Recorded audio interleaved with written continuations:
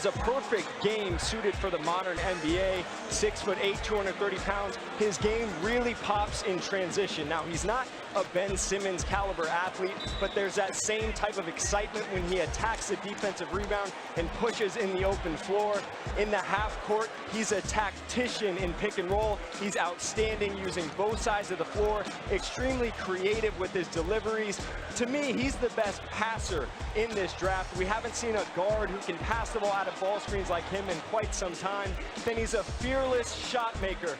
I was at this game in Belgrade, game on the line, late clock, game-winning pull-up three. He's fearless. He creates space with step-backs going left, going right. He's a big-time shot maker, has no fear. And we haven't seen a prospect like Luka Doncic at 19 years old, EuroLeague MVP, ACB MVP. To me, this is an absolute steal for the Dallas Mavericks. They're getting a guy who could potentially be the best player from this draft. Stephen A., should the #1 pick be a lock?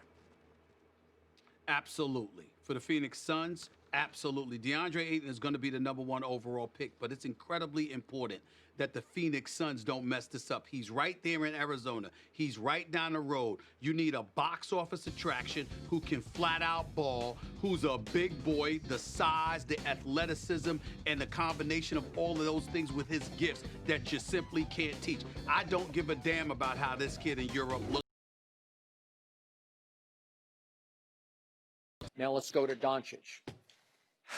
They're talking in Dallas about the next Dirk. Here's the problem. You want to talk about coming up smaller than Dirk, literally smaller? Doncic is 6 feet 7 inches tall. Dirk Nowitzki is 7 feet tall. Yeah. So we're talking about 5 big inches taller. And what could Dirk do that nobody could stop? He perfected that shot, that high release jump shot. Yeah, that step back one. Sometimes off 1 foot, Yeah. step back. No, the best athlete in the NBA cannot defend that because he's 7 feet tall and he worked on it so hard. He perfected that, and it can be mid-range or it can be from 3, right? Yep. Okay. Doncic at 6'7" will get exposed for all of the inadequacies that Dirk's not a great athlete. No. Dirk doesn't have explosive quickness, right? No. Dirk isn't physical. No. Well, that's what's going to happen to Doncic because he's not going to have the Right. one thing nobody can bother or stop, right? And guess what? Kobe started shooting that shot. He Durant did. shoot I that know. shot. They did. LeBron shoot that shot. Yeah. And that's the thing. I mean, they talk about him, and I hadn't studied the guy skill, but I watched the highlights. The dude had 14, 3, and 5, and they're talking about him like he had a Russell Westbrook 40-point triple-double. I don't know why in the Euro leagues the numbers are always smaller across the board. And he's like, well, he plays great in the pick and roll. Okay, well, who do they got in Dallas that can pick and roll with him? I mean, Dennis Smith, I guess. I don't know.